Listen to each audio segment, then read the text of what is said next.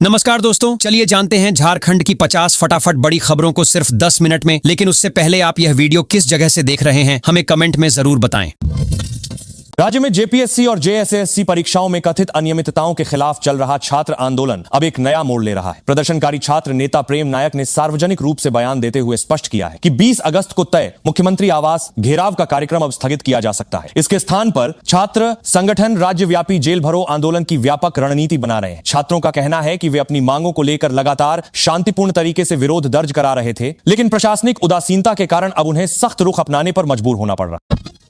राज्य में JSSC CGL परीक्षा में कथित धांधली और अनियमितताओं के आरोपों को लेकर अभ्यर्थियों का गुस्सा लगातार बढ़ता ही जा रहा है। प्रदर्शन कर रहे छात्र संगठनों ने नई दिल्ली में लोकसभा के नेता प्रतिपक्ष राहुल गांधी से सीधा हस्तक्षेप करने की मांग उठाई है। छात्रों ने कांग्रेस नेतृत्व से अपील की है कि वे सत्तारूढ़ झारखंड मुक्ति मोर्चा सरकार से अपना समर्थन तुरंत वापस लें। अभ्यर्थियों का कहना है कि परीक्षा प्रक्रियाओं में पारदर्शिता सुनिश्चित करने और युवाओं के भविष्य की रक्षा के लिए केंद्र और राज्य के वरिष्ठ नेताओं को कठोर फैसले लेने की सख्त आवश्यकता। झारखंड प्रदेश भारतीय जनता पार्टी के अध्यक्ष बाबूलाल मरांडी ने राज्य सरकार और मुख्यमंत्री हेमंत सोरेन से एक बड़ी और महत्वपूर्ण अपील की है। उन्होंने कहा कि शासन को बिना किसी अतिरिक्त देरी के भूख हड़ताल और अनशन पर बैठे प्रदर्शनकारी छात्रों से सीधे संवाद स्थापित करना चाहिए। मरांडी ने रेखांकित किया कि पिछले कई दिनों से आंदोलन कर रहे अभ्यर्थियों की सेहत बिगड़ रही। सरकार को हठधर्मिता छोड़कर युवाओं की जायज मांगों पर संवेदनशीलता दिखाते हुए जल्द से जल्द एक सकारात्मक प्रशासनिक समाधान निकालना चाहिए ताकि राज्य का माहौल शांत रहे। झारखंड में प्रतियोगी परीक्षाओं को लेकर छात्रों द्वारा आगामी 20 अगस्त को मुख्यमंत्री आवास के घेराव के किए गए बड़े ऐलान के बाद राजनीतिक हलचल तेज हो गई है। स्थिति की गंभीरता को देखते हुए प्रदेश कांग्रेस कमेटी ने 18 अगस्त को एक उच्चरू करीब स्तरीय आपातकालीन बैठक बुलाई है। इस बैठक में पार्टी के वरिष्ठ नेता, विधायक और पदाधिकारी शामिल होंगे। बैठक का मुख्य उद्देश्य छात्र आंदोलन से उत्पन्न राजनीतिक परिस्थितियों पर मंथन करना और गठबंधन सरकार के स्तर पर इस समस्या का शांतिपूर्ण समाधान निकालने के लिए रणनीतिक कदम उठाना होगा। झारखंड के मुख्यमंत्री हेमंत सोरेन को सोशल मीडिया प्लेटफॉर्म पर जान से मारने की गंभीर धमकी देने वाले आरोपी को पुलिस ने त्वरित कार्रवाई करते हुए गिरफ्तार कर लिया है। पुलिस अधिकारियों के अनुसार आरोपी ने इंटरनेट पर एक विवादित वीडियो पोस्ट करने के लिए बरदावा के आशंका मुख्यमंत्री के खिलाफ आपत्तिजनक और हिंसक टिप्पणियां की थी। मामला संज्ञान में आते ही साइबर सेल और स्थानीय पुलिस की टीम ने वैज्ञानिक अनुसंधान के आधार पर लोकेशन को ट्रैक किया और आरोपी को दबोच लिया। आरोपी से इस कृत्य के पीछे की मंशा को लेकर गहन पूछताछ की जा रही है।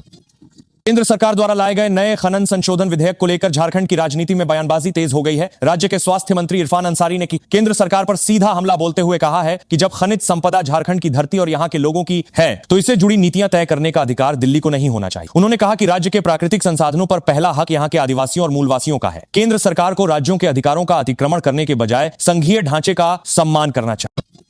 झारखंड मुक्ति मोर्चा के केंद्रीय प्रवक्ता कुणाल शाडंगी ने केंद्र सरकार द्वारा प्रस्तावित खान एवं खनिज संशोधन विधेयक का कड़ा विरोध किया है। उन्होंने मीडिया से बातचीत के दौरान दावा किया कि इस नए कानून के लागू होने से राज्य को सीधे तौर पर 14,656 करोड़ रुपए के राजस्व का भारी नुकसान उठाना पड़े। शाडंगी ने कहा कि यह विधेयक राज्य के आर्थिक हितों पर सीधा आघात है। झामुमो किसी भी कीमत पर झारखंड के प्राकृतिक संसाधनों और राजस्व का नुकसान नहीं होने देगी और इसके खिलाफ हर स्तर पर आवाज उठाएगी।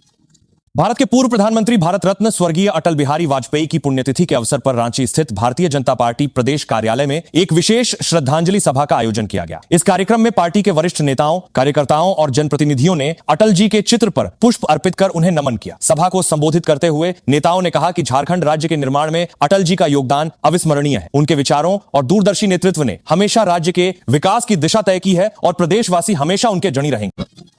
दुमका जिले के एक दिवसीय दौरे पर पहुंचे झारखंड के राज्यपाल संतोष गंगवार ने राज्य की परीक्षा प्रणाली और छात्र व्यवस्था पर बड़ा बयान दिया है। उन्होंने स्पष्ट शब्दों में कहा कि युवाओं के भविष्य के साथ किसी भी प्रकार का खिलवाड़ और प्रतियोगी परीक्षाओं में धांधली या पेपर लीक जैसी घटनाएं किसी भी कीमत पर बर्दाश्त नहीं की जाएंगी। राज्यपाल ने प्रशासनिक अधिकारियों को निर्देश दिया है कि चयन प्रक्रियाओं को पूरी तरह पारदर्शी और निष्पक्ष बनाया जाए ताकि मेधावी छात्रों का विश्वास तंत्र पर बना रहे और उन्हें उनका न्याय संगत अधिकार मिल सके। रांची में प्रतियोगी परीक्षा सुधारों की मांग को लेकर पिछले कई दिनों से आमरण अनशन और भूख हड़ताल पर बैठे छात्र नेता देवेंद्र नाथ महतो का नया मेडिकल बुलेटिन जारी कर दिया गया है। सदर अस्पताल प्रबंधन की विशेषज्ञ डॉक्टरों की टीम उनकी सेहत पर लगातार 24 घंटे निगरानी रख रही है। चिकित्सकों के अनुसार लगातार अनशन के कारण उनके शरीर में आवश्यक तत्वों की कमी दर्ज की गई। प्रशासनिक अधिकारी भी अस्पताल पहुंचकर स्वास्थ्य स्थिति का जायजा ले रहे हैं, जबकि साथी छात्र उनके शीघ्र स्वस्थ होने की प्रार्थना कर रहे हैं।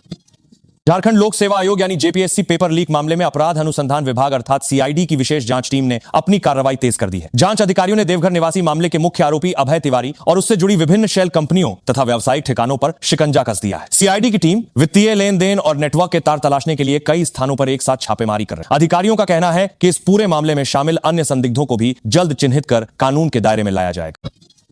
कोडरमा स्थित एक निजी विद्यालय के हॉस्टल में छात्र की संदिग्ध परिस्थितियों में हुई मृत्यु के मामले में मुख्यमंत्री हेमंत सोरेन ने गंभीर रुख अपनाया है। मुख्यमंत्री ने पूरी घटना की निष्पक्ष और उच्च स्तरीय जांच के लिए मामले को सीआईडी को सौंपने की बड़ी अनुशंसा की। परिजन इस घटना के बाद से लगातार निष्पक्ष जांच और दोषियों के खिलाफ कड़ी कार्रवाई की मांग कर रहे थे। राज्य सरकार के इस फैसले से पीड़ित परिवार को न्याय की उम्मीद जगी है और जांच टीम जल्द ही हॉस्टल पहुंचकर साक्ष्य जुटाना शुरू करेगी।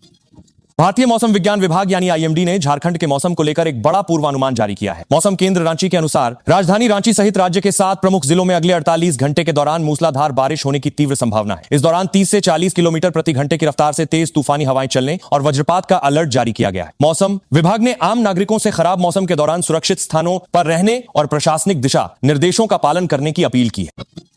श्रावणी मेले के दौरान पवित्र बासुकीनाथ और बाबा वैद्यनाथ धाम आने वाले श्रद्धालुओं की भारी भीड़ को देखते हुए पूर्व रेलवे ने एक बड़ी सौगात दी है। रेलवे प्रशासन ने 17 अगस्त से बासुकीनाथ और गोरखपुर के बीच एक नई विशेष ट्रेन संचालित करने का महत्वपूर्ण निर्णय लिया है। इस ट्रेन के परिचालन से उत्तर प्रदेश और बिहार से आने वाले कांवड़ियों को आवागमन में काफी सहूलियत मिलेगी। रेलवे अधिकारियों ने बताया कि इस विशेष गाड़ी का ठहराव देवघर स्टेशन पर भी रखा गया है, जिससे यात्रियों का सफर और अधिक सुगम हो सकता है। दिल्ली बोकारो रेलखंड पर यात्रा कर रही श्रावणी मेला स्पेशल ट्रेन की एक बोगी अचानक पटरी से उतर गई, जिससे यात्रियों में हड़कंप मच गया। हालांकि ट्रेन की गति धीमी होने के कारण एक बड़ा हादसा होने से टल गया और सभी यात्री सुरक्षित बताए जा रहे हैं। घटना की सूचना मिलते ही रेलवे के तकनीकी विशेषज्ञ और राहत टीम तुरंत मौके पर पहुंचे। रेल कर्मियों ने तत्परता दिखाते हुए ट्रैक की मरम्मत का काम कुछ ही घंटों में पूरा कर लिया और इस मार्ग पर रेल परिचालन को पुनः सामान्य बना दिया गया है। चुनाव आयोग ने विशेष संक्षिप्त पुनरीक्षण यानी एसआईआर के तहत मतदाता सूची में दावा और आपत्ति दर्ज कराने की अंतिम तिथि को बढ़ा दिया है। अब राज्य के नागरिक 15 सितंबर तक अपनी प्रविष्टियों में सुधार या नया नाम जोड़ने के लिए आवेदन कर सके। आयोग के इस फैसले से मानसून, श्रावणी मेले और कृषि कार्यों में व्यस्त आम जनता को एक बड़ी राहत मिली है। मुख्य निर्वाचन अधिकारी ने सभी पात्र नागरिकों से अपील की है कि वे समय सीमा का लाभ उठाकर मतदाता सूची में अपना नाम अवश्य जांच लें। कोल इंडिया लिमिटेड के अंतर्गत आने वाले Indian Institute of Coal Management यानी आईआईसीएम रांची ने कार्यकारी निदेशक के विभिन्न पदों पर भर्ती के लिए अधिसूचना जारी की है। इन पदों के लिए ऑनलाइन आवेदन प्रक्रिया 17 अगस्त से आधिकारिक पोर्टल पर शुरू हो रही है। योग्य और अनुभवी पेशेवर उम्मीदवार विभाग की वेबसाइट पर जाकर अंतिम तिथि से पहले अपने फॉर्म जमा कर सकते हैं। इस भर्ती अभियान का मुख्य उद्देश्य संस्थान के प्रशासनिक और तकनीकी प्रबंधन को अधिक सुदृढ़ बनाना है, जिससे अभ्यर्थियों को रोजगार के बेहतरीन अवसर मिलेंगे। झारखंड सरकार ने राज्य में कार्यरत सरकारी कर्मचारियों के कल्याण के लिए एक नई योजना की शुरुआत की है। अब राज्य कर्मियों को गृह निर्माण यानी होम लोन प्राप्त करने के लिए दफ्तरों के चक्कर नहीं लगाने पड़ेंगे। कुबेर पोर्टल के माध्यम से ऑनलाइन आवेदन की सुविधा शुरू कर दी गई है, जिससे पूरी प्रक्रिया कागजरहित और पारदर्शी हो जाएगी। वित्त विभाग के अनुसार इस डिजिटल व्यवस्था से आवेदनों का सत्यापन तेजी से होगा और कर्मचारियों के खातों में स्वीकृत ऋण राशि बिना किसी अनावश्यक विलंब के सीधे हस्तांतरित कर दी जाएगी। केंद्र और राज्य सरकार द्वारा संचालित पीएम पोषण योजना के वित्तीय प्रबंधन में एक बड़ा सुधार किया गया है। योजना के तहत मिलने वाली बजट राशि का आवंटन अब एसएनए स्पर्श और कुबेर पोर्टल के माध्यम से सीधे संबंधित विद्यालयों के खातों में किया जाएगा। शिक्षा विभाग के अधिकारियों का कहना है कि इस नई व्यवस्था से बिचौलियों की भूमिका समाप्त होगी और कोष के उपयोग में पारदर्शिता आएगी। समय पर बजट मिलने से प्राथमिक और उच्च प्राथमिक विद्यालयों में विद्यार्थियों को मिलने वाले मध्याह्न भोजन की गुणवत्ता में काफी सुधार होगा। अंतर्राष्ट्रीय युवा दिवस के अवसर पर राज्य के स्वास्थ्य मंत्री ने प्रदेशवासियों के लिए एक अत्यंत महत्वपूर्ण स्वास्थ्य सेवा का शुभारंभ किया है। इस नई व्यवस्था के तहत अब जरूरतमंद मरीजों को केवल एक टोल फ्री नंबर पर कॉल करना होगा और मात्र 15 मिनट के भीतर उनके बताए स्थान या घर तक आवश्यक ब्लड ग्रुप पहुंचा दिया जाए। स्वास्थ्य विभाग ने इस आपातकालीन सेवा के संचालन के लिए राज्य के प्रमुख ब्लड बैंकों और एम्बुलेंस नेटवर्क को आपस में जोड़ा है, जिससे दुर्घटनाओं और गंभीर बीमारियों के समय जान बचाई जा सके।